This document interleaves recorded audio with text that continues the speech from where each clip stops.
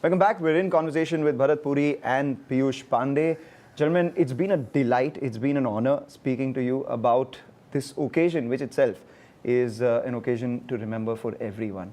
Let's go rapid fire because that's the season. Unfortunately, I don't have a hamper to give either of you all, but I'm sure that you all will be rapid and have a fair amount of fire as well. I'll start with you, Mr. Puri. Your favorite Indian holiday destination? My favorite Indian holiday destination, little beyond Simla, Mashobra and beyond. Rajasthan. Had to be Rajasthan. Favorite Indian musician? Favorite Indian, Kishore Kumar by a long distance. Kishore Kumar or maybe Bhimsen Joshi. I'm surprised you didn't go with Ila Arun. And now you would have then had something to write in social media about my nepotism. Well played there, well played. The favorite Indian brand which is not yours? Favorite Indian brand that is not mine? It's a very difficult one because the first ones that come are mine, but I would... Titan probably. Titan, yours? Now you can accuse me again, but yes. You'll go again with Titan. But it doesn't have to be yours.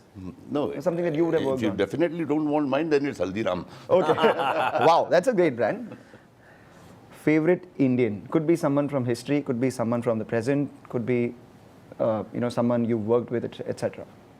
Favorite Indian, I just think Mahatma Gandhi is somebody you start with and I don't think anybody has still overtaken him. Sardar Patel. Sardar Patel. Your favorite Indian food? I mean, this I'm sure is going to be a longer answer than... See, this is a very difficult question. Favorite Indian food, it depends on the time of... Correct. And it depends on the time of the day. It depends on but if you ask me for one single favorite Indian food, I would say a wonderful aloo paratha. Khuteta ki kachori from Jaipur. I'm sorry, I'm digressing here because since we speak about food, India's food actually, signifies the kind of diversity that we have, etc. Wonderful thing is India, it doesn't matter whether you're in Madurai and you're in Shriram mess, whether you're having these lovely Rawat ka kachoris in Jaipur or whether you're having Lucknow's royal chaat, it doesn't matter. Each of the places, these are the places to be ticked off and everybody will keep them ready. And the thing is, my trade in 2 of the 3 companies has been a dealer-led trade. Dealers anyway in large parts of the country believe if they don't feed you, they're not, hospitable enough. This was taught to me by an old boss after I said, listen, by the time I reach the 5th or 6th shop, I'm dying. He says, now I'll tell you the trick. The moment the guy says, "Aap kya lenge?" ask for a pan and start chewing the pan and then say, now I can't have anything else.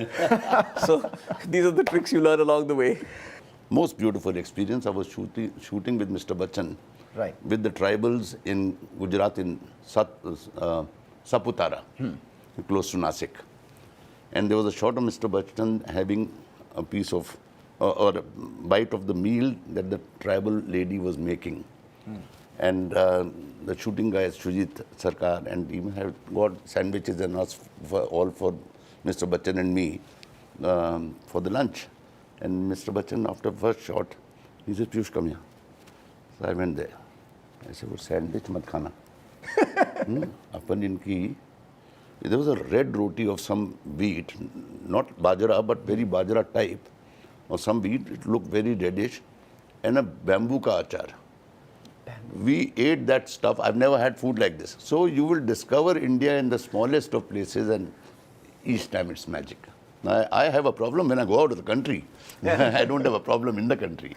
And I know what you don't like. You don't like sabzis which are called jalfrezi. I hate them because I went to, when I go to the restaurant, they say, we'll give you veg korma, vegetable jalfrezi, mixed vegetable. यार साले सब्जी का नाम तो बता दे यार.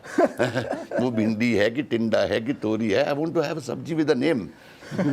I must tell you, with this fellow, whenever you're traveling with him, and we were together at the London Olympics, he comes to me and says, partner, and they had this whole hospitality program, we're going to this restaurant for this.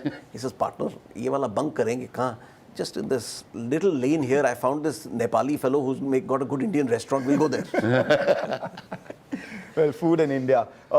3 things that you think India can teach the world. I think India can teach unity in diversity first and foremost. I think India can definitely teach the world how to keep moving ahead despite having, all of its issues, so on and so forth, keep, like the elephant, keep marching ahead. And I think India can really teach the world humility. I mean, the national animal of India, according to me, should be the elephant for all the things that you've spoken about. Six blind men couldn't figure out what the elephant in totality is, keeps moving on, and it does have a fair amount of humility, I must say that. That's a tough act to follow, three things. No, it doesn't have to be different three things. Yes. Facing or adverse things and living with it. That's what you're a Rajasthani, you know that when in 47 degrees they are making the roads, they are still singing songs. So the toughness, the resilience is the word I would add. One thing from the past which is not present in India right now, and one thing from the present which you would like India to always keep in its future.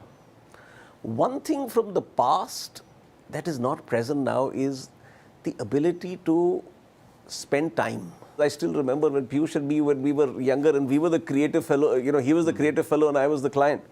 We would have a meeting where the first 1 hour had nothing to do with the product or the brand and so on and so forth. But that's what actually forged a kind of relationship which allowed so many things to happen. So I would just say the timelessness of the past. I think in our day-to-day lives, we forget that there's time to press the pause button, take a deep breath, smell the coffee, smell the roses, and then move on. I think that's the one thing from the past. If I was to take a different aspect of the same thing, I agree with him. It's informality. We could walk into our neighbor's house without announcing and enter and sit there. We could, and informality and responsibility, which is, you have, again, all of us have seen it, when there was a bereavement in the family, Yes. how the neighbors came in with the food. That is in our culture. So I think we should not lose our culture ever. The culture has so many beautiful things in it. And what we should take into the future is the culture also. And that brings me to my final question. We're India at 75, India at 100. How do you imagine it to be? 3 words. Prosperous, unified, and definitely a place where others look up to and say, I wish we were like them. Century, celebrate, and then tell yourself, take a fresh card and say, I'm betting on 0. I'll score another 1. Wonderful. Thank you so much, gentlemen. India couldn't be prouder to have these two as her sons. Thank you. Thank you so much.